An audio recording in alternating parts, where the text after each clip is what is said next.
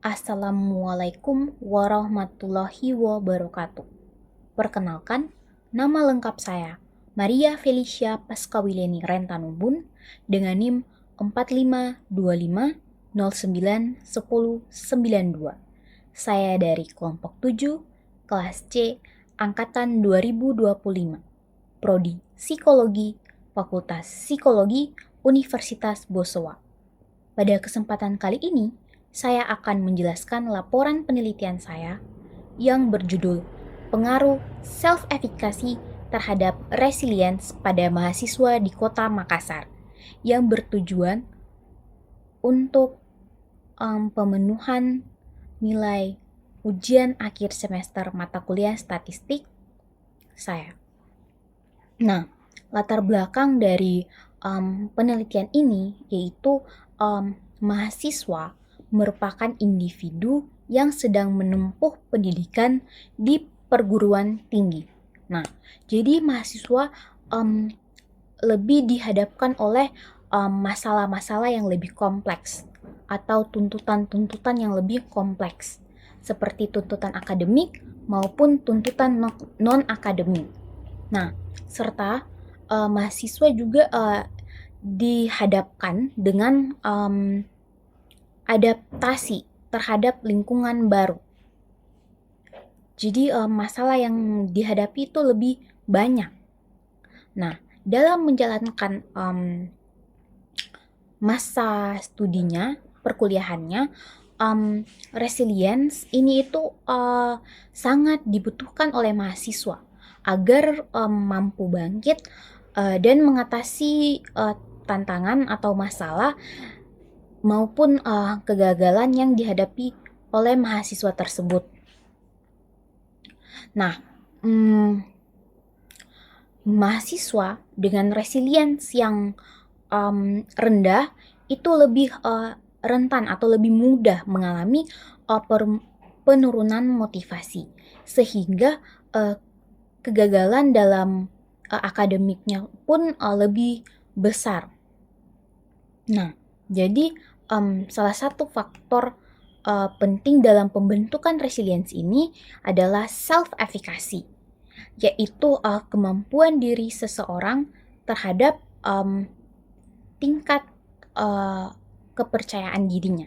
Nah, jadi individu dengan self-efficacy tinggi, ia mampu menggunakan seluruh kemampuannya untuk menyelesaikan tantangan yang sedang dihadapi olehnya. Sedangkan individu atau mahasiswa yang memiliki self-efficacy yang rendah, ia cenderung mudah untuk menyerah saat mengalami masalah atau tantangan sehingga kegagalannya itu lebih tinggi. Nah, dalam penelitian ini, rumusan masalah yang digunakan yaitu ada 3, yaitu yang pertama, bagaimana gambaran self-efficacy dan resilience pada mahasiswa di Kota Makassar. Yang kedua, bagaimana tingkatan self-efficacy dan resilience yang ditinjau dari karakteristik demografi. Dan yang ketiga, yaitu apakah terdapat pengaruh antara self-efficacy dan resilience pada mahasiswa di Kota Makassar. Nah, tujuan dari penelitian ini untuk mengetahui rumusan masalah di atas. Nah, selanjutnya yaitu kita masuk pada teori-teori apa saja yang kami gunakan dalam penelitian ini. Nah, untuk resilience kami menggunakan teori dari Cassidy tahun 2016, yaitu resilience merupakan kemampuan seseorang untuk bertahan, menyesuaikan diri, bangkit kembali dari kesulitan, tantangan, atau hambatan serta kegagalan. Nah, aspek yang kami ambil juga dari Cassidy tahun 2016, yaitu ada 3 aspek. Yang pertama yaitu preference, yaitu ketekunan dan tidak mudah menyerah. Yang kedua yaitu reflecting and adaptive help seeking, yaitu kemampuan mengevaluasi diri dan mencari bantuan ketika dibutuhkan. Dan aspek yang ketiga atau yang terakhir yaitu negative affect and emotional response, yaitu kemampuan seseorang dalam mengendalikan emosi negatif ketika ia menghadapi suatu masalah. Dan faktor-faktor yang mempengaruhi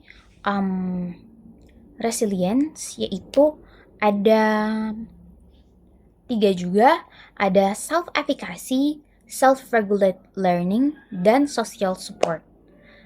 Untuk dampaknya ada overcoming atau mengatasi, yang kedua ada steering through atau melalui masalah, yang ketiga ada bouncing back atau bangkit kembali, dan yang terakhir yaitu ada reaching out atau pengembangan diri.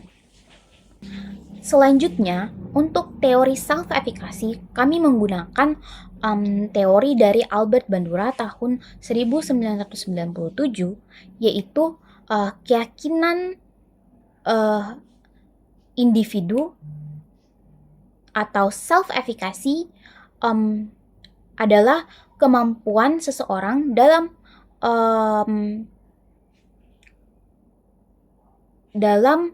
mengatur tindakannya, menyelesaikan tugas, dan untuk mencapai tujuan.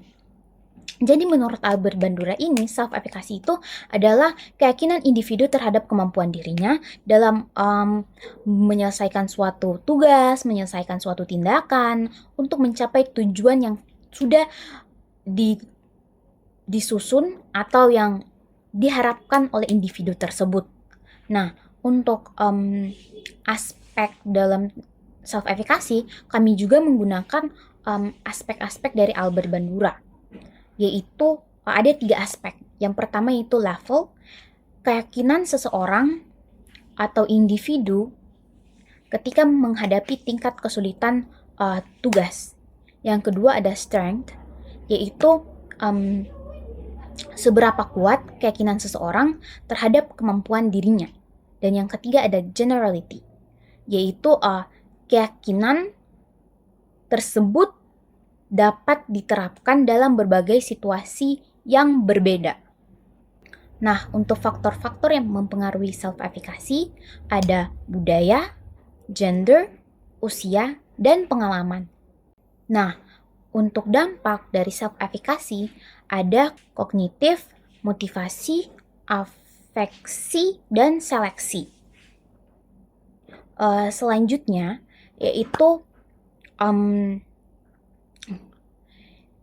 hipotesis dari penelitian ini yaitu terdapat pengaruh antara self-efficacy terhadap resilience pada mahasiswa di Kota Makassar, yang berarti jika self-efficacy-nya tinggi, maka resilience pada mahasiswa di Kota Makassar pun ikut tinggi.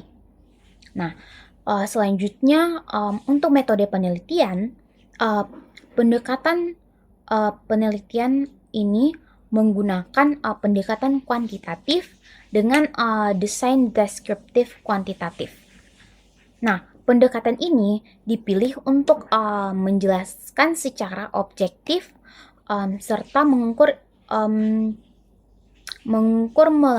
melalui angka dan menguji pengaruh antara variabel menggunakan analisis statistik inferensial. Nah, variabel yang digunakan pada penelitian ini yaitu ada variabel bebas atau independen yaitu self-efficacy, dan untuk variabel terikat atau dependennya yaitu resilience. Nah, untuk populasi dan sampelnya yaitu untuk populasi yaitu seluruh mahasiswa aktif yang menempuh pendidikan di perguruan tinggi Kota Makassar, yang jumlah keseluruhannya itu tidak diketahui secara pasti. Dan untuk sampelnya, di sini kami peneliti menggunakan 329 responden mahasiswa di Kota Makassar. yang kriterianya yaitu yang pertama mahasiswa aktif yang berkuliah di Kota Makassar, yang kedua berusia 18 hingga 25 tahun. Nah, untuk teknik samplingnya yaitu menggunakan teknik non-probability sampling dengan menggunakan metode purposive sampling yang dimana teknik ini yaitu teknik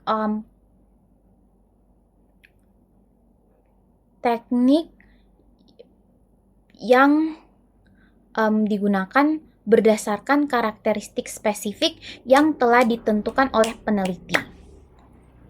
Untuk teknik pengumpulan data, dalam penelitian ini menggunakan penyebaran kuesioner secara online dengan menggunakan Google Form yang di-share atau dibagikan melalui media sosial seperti WhatsApp dan Instagram. Nah, untuk skala pengukurannya itu menggunakan skala Likert dengan 4 pilihan poin, yaitu sangat tidak setuju, tidak setuju, setuju, sangat setuju. Untuk teknik analisis data, di sini yang pertama itu ada analisis deskriptif, yaitu yang digunakan untuk menyajikan ringkasan nilai statistik seperti nilai mean, standar deviasi, dan nilai minimum, maksimum, dan frekuensi serta presentase data.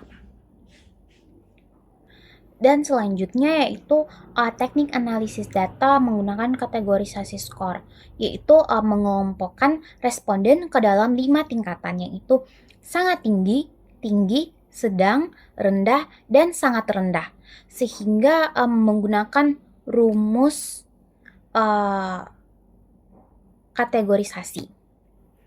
Nah, untuk uji asumsi di sini kami menggunakan uji asumsi klasik, yaitu yang pertama ada uji normalitas, yaitu dilakukan untuk menguji apakah data tersebut berdistribusi normal atau tidak. Yang kedua ada uji linearitas, yaitu untuk mengetahui apakah variabel X dan Y itu tersambung lurus atau tidak. Dan yang ketiga ada uji hipotesis, yaitu uji hipotesis ini menggunakan analisis regresi linear sederhana untuk menguji arah dan seberapa besar pengaruh self-efikasi terhadap resilience pada mahasiswa di Kota Makassar. Selanjutnya, hasil dan pembahasan. Di sini saya akan menjelaskan deskriptif tingkat skor berdasarkan demografi. Yang pertama yaitu saya akan menjelaskan variabel self-efikasi yang ditinjau dari demografi.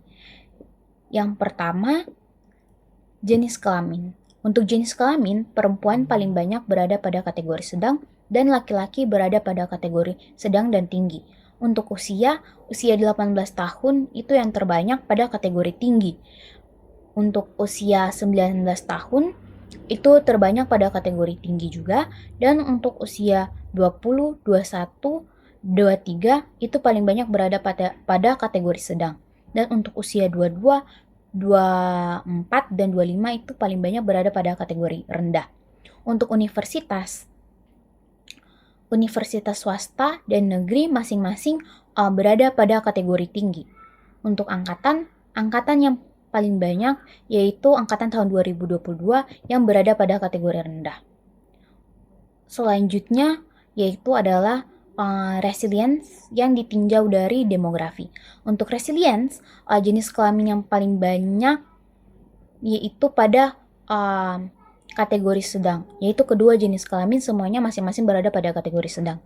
Selanjutnya untuk usia 18 tahun itu pada kategori tinggi, untuk usia 19 dan 20 tahun itu pada kategori sedang, dan usia 21, 22, 23, 24, dan 25 itu semuanya berada pada kategori rendah. Selanjutnya untuk universitas kedua universitas yaitu universitas negeri dan swasta sama-sama juga berada pada kategori sedang. Selanjutnya untuk angkatan. Nah, sama halnya dengan self-efficacy, untuk resilience, angkatan yang paling dominan juga berada pada kategori sedang, kategori rendah, yaitu angkatan tahun 2022. Selanjutnya, hasil analisis deskriptif variabel dan kategorisasi. Nah, untuk variabel self-efficacy, skor minimumnya itu berada pada 37, skor maksimumnya berada pada 89, nilai minnya berada pada 67, sehingga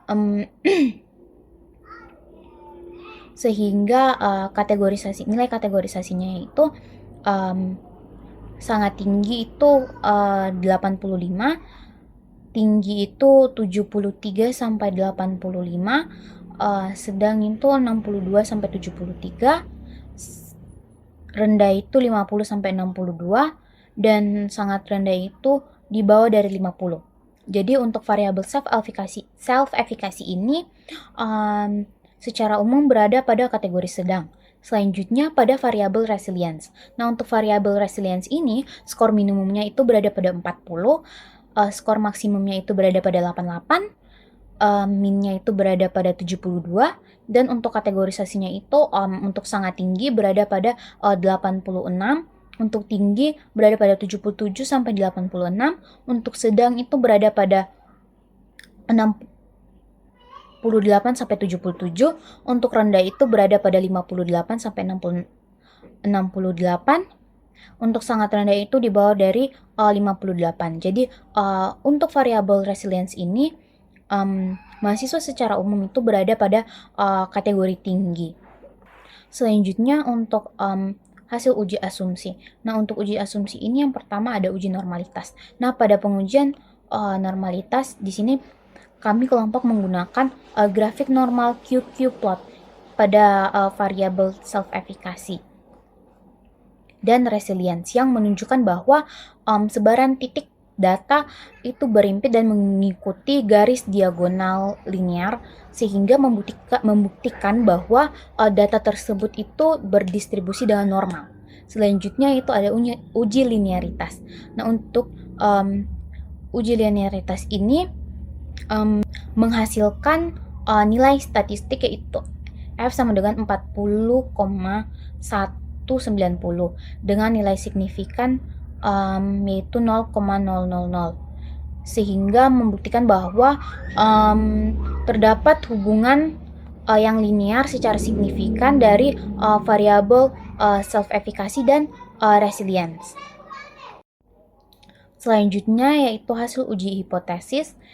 Yang pertama yaitu ada nilai F yang menghasilkan 64,691 dan nilai signifikan yaitu 0,0000, sehingga nilai signifikannya itu di bawah dari 0,05, maka H0-nya ditolak dan H1-nya diterima, sehingga menghasilkan kesimpulan bahwa terdapat pengaruh yang signifikan antara self-efficacy dan resilience pada mahasiswa di Kota Makassar. Selanjutnya masuk pada pembahasan, yaitu gambaran self-efficacy. Nah, untuk gambaran self-efficacy ini, self-efficacy berada pada kategori sedang yang menunjukkan bahwa mahasiswa di Kota Makassar ini sudah memiliki keyakinan atau kepercayaan diri yang baik terhadap kemampuan dirinya dalam menyelesaikan suatu tugas atau masalah. Meski dalam situasi tertentu mahasiswa ini masih memerlukan motivasi yang lebih kuat. Nah, hal ini itu selaras dengan teori Albert Bandura pada tahun 1997. Selanjutnya pada gambaran resilience. Nah, pada gambaran resilience ini, resilience berada pada kategori yang tinggi. Ini menunjukkan bahwa daya tahan psikologis mahasiswa pada Kota Makassar ini tergolong kuat atau tergolong tinggi. Jadi mereka mampu bertahan atau bangkit kembali ketika mengalami kegagalan atau mengalami situasi yang penuh tekanan. Dalam gambaran ini itu selaras dengan teori Cassindi pada tahun 2016. Sehingga ditemukan bahwa keyakinan diri atau self-efficacy seseorang itu sangat penting untuk meningkatkan kemampuan bertahan mahasiswa atau resilience pada lingkungan perkuliahan.